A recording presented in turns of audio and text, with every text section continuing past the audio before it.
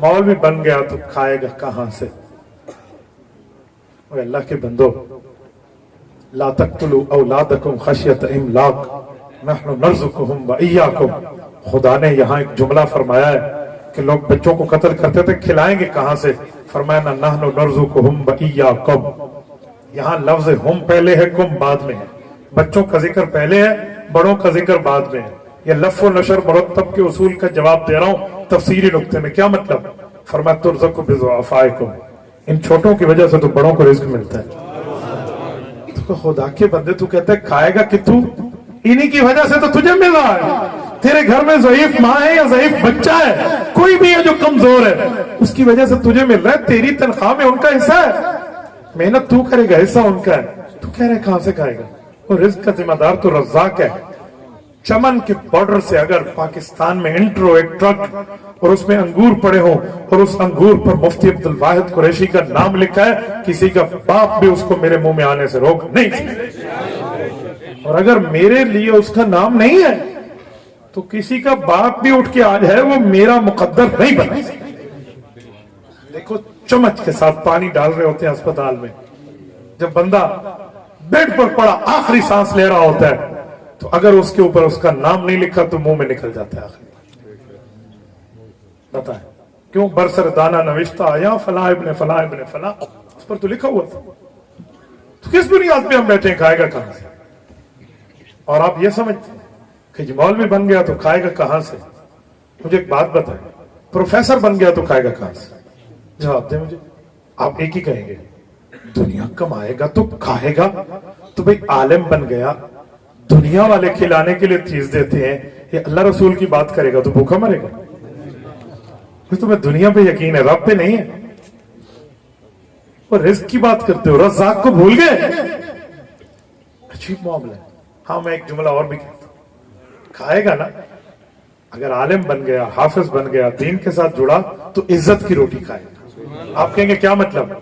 कोई नया घर बने, नई दुकान बने, नया प्लाजा बने, नई बिल्डिंग बने, तो लोग ये नहीं कहते जी डॉक्टर साहब से टाइम ले लें, यहाँ कदम रंजा फरमाए, कोई खाना खाएं, हमारे घर में बरकत हो जाए। कोई नहीं कहता वकील साहब से, जज साहब से, जनरल साहब से और किसी ब्यूरोक्रेट से जाकर कोई टाइम ले, किसी इंजीनियर साहब से टाइम ले, इधर कदम रंजा फरमाए, बरकत हो जाती। सब ने कहना है कि आलिम को बुला लें, हाफिज को बुला लें, पीर साहब को बुला लें, बुजुर्गों को बुला लें, अल्लाह वाले को बुला लें, ताकि खाना भी हो जाएगा, बरकत भी हो जाएगी।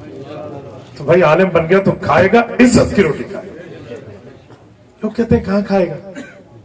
यार हकीकत की बात है, हमें एक वक्त में 4-4 जगह खाने की ऑफर होती है, 3-3 जगह माजरत करनी पड़ती है। भाई आज तो मैं वहां जा रहा हूं, फिर कभी आपके यहाँ आऊंगा। आज मैं हिसाब लगाऊं ना अपने डेरा इस्माइल खान से लेकर आपके चिन्योट तक कि कितनी दावतें हुई हों और कितने कितनों का इतराज हो और कहां कहां पर माजरत करके बंदा पहुंचा हो, आप हैरान हो। आज दोपहर में एक जगह दस्तरखान लगे थे जी, खा लें खा लें। मैंने कहा जी यार गुंजाइश थी, मैंने सफर कर लिया, मुझे जाने दें। ये हाल है। और आप कहते हैं खाएगा कहां? अच्छा, खाने पर भी एक जुमला, ये कहते हैं ना मौलवी बढ़ गया तो खाएगा कि तो मेरा एक सवाल है कि जब इनसे पूछा जाता है कि ज्यादा कौन खाता है, थोड़ा हासा निकल गया, आप हंस पड़े। क्यों? क्योंकि आप जवाब अगला लफ्ज जानते हो जो मैंने अभी बोला नहीं है। हाँ, दे दिया ना बुजुर्गों ने जवाब कि सबसे ज्यादा कौन खाते हैं? जी मौलवी खाते हैं। जब आप ये बात मान रहे हैं कि सबसे ज्यादा आलिम मौलवी खाता है, हाफिज खाता है, तो फिर बच्चे को क्या बनाना चाहिए? मौलवी सबसे ज्यादा खाता है। फिर ये हमें क्यों कहते हो जो मौलवी बढ़ गया तो खाएगा कि तू? ये तो मानियतुल जमा है मंतिक की जुबान में। दो चीजें आपने इम्पॉसिबल सेंटेंस को इकट्ठा कर दिया। पॉसिबल इकट्ठे हो सकते, इम्पॉसिबल तो नहीं इकट्ठे हो सकते। ऐसा तो नहीं हो सकता कोई कहे हजरत मौलाना आपने फलां को देखा, उस गंजे को देखे, गंजे को, वो बड़े बड़े बालों वाला गंजा है। लोग कहेंगे पागल हो गया है, बालों वाला भी है गंजा भी है, या गंजा होगा या बालों वाला होगा। कोई कहे हजरत उस अंधे को आपने देखा जो बेहतरीन ड्राइविंग करता है, कोई अंधा ड्राइवर है, कैसे हो सकता है? तो भाई वो लंगड़े को देखे दौड़ता बहुत तेज है, लंगड़ा कैसे दौड़ेगा? तो दो बातें गलत हैं जो इकट्ठी नहीं हो सकती। तो भाइयों इसी तरह ये भी इकट्ठा नहीं हो सकता कि जी मौलवी बन गया खाएगा कहां से और मौलवी बहुत ज्यादा खाते हैं। तो ये दो जुमले भी इकट्ठे नहीं हो सकते। कॉमन सेंस को देख ले, عقل مندی کی بنیاد پہ دیکھ لیں. تو چوتھا اور آخری پوائنٹ میں نے یہ ذکر کیا آپ کے سامنے کہ قرآن پڑھائیں, اس طرح کے اعتراضات کو اڑا دیں, اس طرح کے اعتراضات کو ہٹا دیں. آج یہ علماء کے لیے بڑا سٹیج لگا, کرسی لگی, کیوں وجہ یہ عزت سے کیوں بٹھا؟ ہمارے منہ پہ کوئی بلبلیں بیٹھی ہوئی ہیں, کیوں؟ ایک ہی وجہ ہے کہ اللہ کی بات کرتے ہیں, اللہ کے رسول کی بات کرتے ہیں, دین کے ساتھ ان کا نسبت کا معاملہ جڑا ہوا ہے. تو نسبت مصطفیٰ تو بڑی چیز ہے.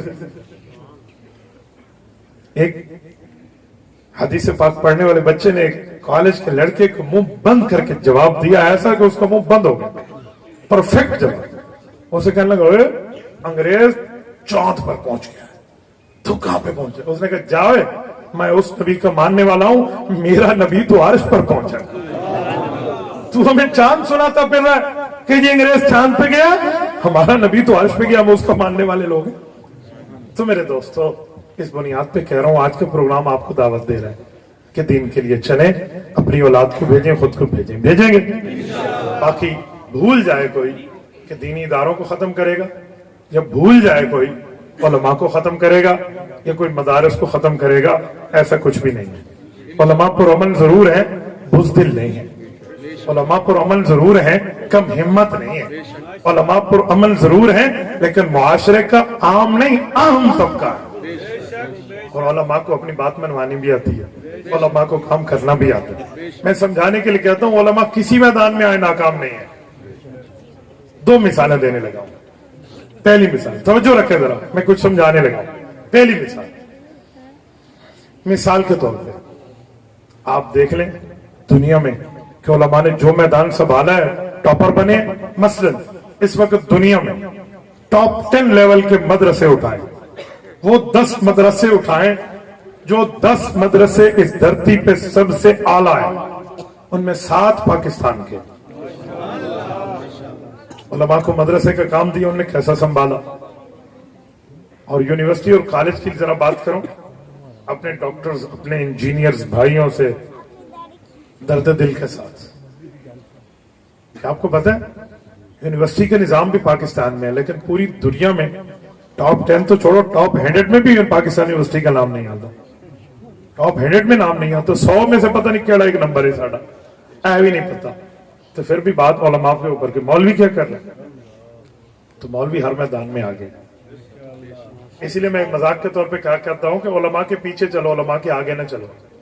لوگ کہتے ہیں کیا مطلب؟ میں نے کہا پیچھے چلو گے زندہ رہو گے, آگے بڑھو گے مر جاؤ گے. کہتے ہو آپ ہمیں ڈیتھ کا تھریٹ کر رہے ہیں, ہمیں موت کی دھمکی دے رہے ہیں. میں نے کہا نہیں, دھمکی نہیں دے رہے, صرف سمجھا رہا ہوں, علماء سے آگے نہیں بڑھنا. آگے بڑھے تو گئی بھینس پانی میں. اجی وہ کیسے؟ میں نے کہا جو مقتدی ہوتے ہیں امام کے پیچھے ہوتے ہیں آگے ہوتے ہیں. بولیے کتنے کوئی ہے نہ کہ آگے ہوتے ہیں. مقتدی امام کے پیچھے ہوتے ہیں آگے ہوتے ہیں, پیچھے ہوتے ہیں. زندہ ہوتے ہیں مردہ ہوتے ہیں. اور جڑا مقتدی اگے منجی تے ستا ہوا ہوتا امام دے اگے, 4 تکبیراں اللہ اکبر, دسو کون ہوگا. اس لیے کہتے ہیں علماء سے آگے نہ بڑھو, علماء کے پیچھے چلو. ایسے لوگ علماء کے خلاف بات کر رہے ہیں. تو میں بات کر رہا تھا علماء جس میدان میں سب سے آگے ہیں. دوسری مثال, اگر مولوی مدرسے سے باہر نکل کے روڈ پہ بھی آ جائے نا, تو مولوی سے زیادہ پرامن کوئی نہیں. آج تک جتنے معاملات ہوئے ہیں سیاسی جماعتوں کے دھرنے ورنے یہ وہ, ان کو بھی دیکھ لیں. اور قائد ملت اسلامیہ مولانا فضل الرحمان کا کراچی سے لے کر اسلام آباد تک 1,500 کلومیٹر کا آزادی مارچ بھی دیکھ لیں. 15 دن اسلام آباد کی دھرتی پر ہے, ایک پھول بھی نہیں ٹوٹا. ایک پھول جس کو یوں کھینچ کے میں نے 2 پتیاں توڑ دی ہیں نا, یہ 2 پتی بھی نہیں ٹوٹی اسلام آباد. کسی دکان کا شیشہ نہیں ٹوٹا, کسی روڈ کا گملہ نہیں ٹوٹا. علماء تو باہر آئے تب بھی پرامن, اندر بیٹھے تب بھی پرامن. یہ علماء ہوتے ہیں جن کی وجہ سے لوگ قتل کی دشمنیاں بھول کے ایک دوسرے سے بغل گیر ہو جاتے ہیں, ایک دوسرے سے محبت بنا لیتے ہیں. تو علماء کے ساتھ دیں, علماء کے معاملات میں رہیں, دنیا بھی بہتر ہوگی, آخرت بھی بہتر ہوگی. جزاکم اللہ تعالی. اقول قولی ھذا واستغفر اللہ وآخر دعوانا ان الحمد للہ رب العالمین.